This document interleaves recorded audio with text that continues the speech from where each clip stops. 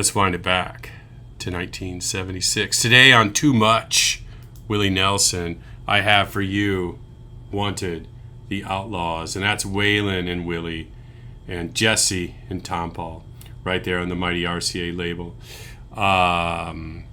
This excerpt directly from our friends at Texas Monthly and written by Joe Nick Batowski, someone I admire very much, who wrote a fantastic book about Willie Nelson I recommend if you're into it. Wanted, the Outlaws may be a legendary record, but let's call it what it was, a marketing gimmick dreamed up by RCA to exploit Willie and Waylon's huge rise and the national attention being paid to Austin, Texas progressive country scene. The move was even more cynical than it sounds. The album consisted almost entirely of previously released material, including 2 Willie tracks lifted off of 1971's Yesterday's Wine, an album RCA didn't push when it was released. Because Waylon was RCA's biggest star, 2 tracks apiece went to his wife Jessi Colter and his co-producer Tompall Glaser, all of which are unfortunate distractions. Even the record's biggest hit, Good Hearted Woman, is something of a cheat. We'll talk about that later.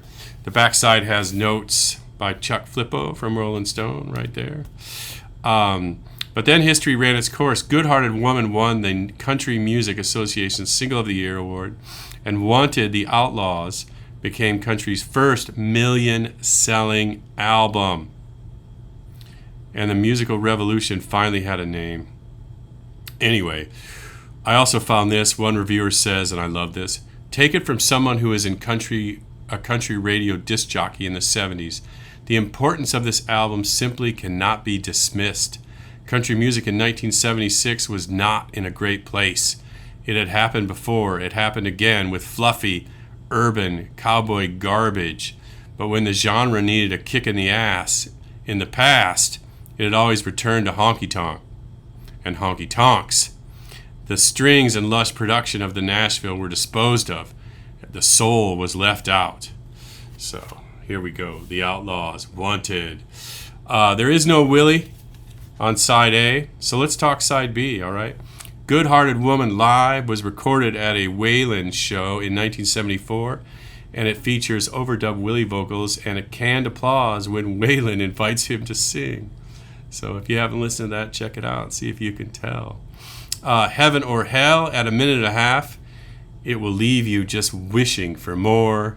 Me and Paul has always been a standout track for me. It's a classic bit of songwriting detailing some hilarious exploits on the road as well as being one of the few songs in existence that is written about a drummer.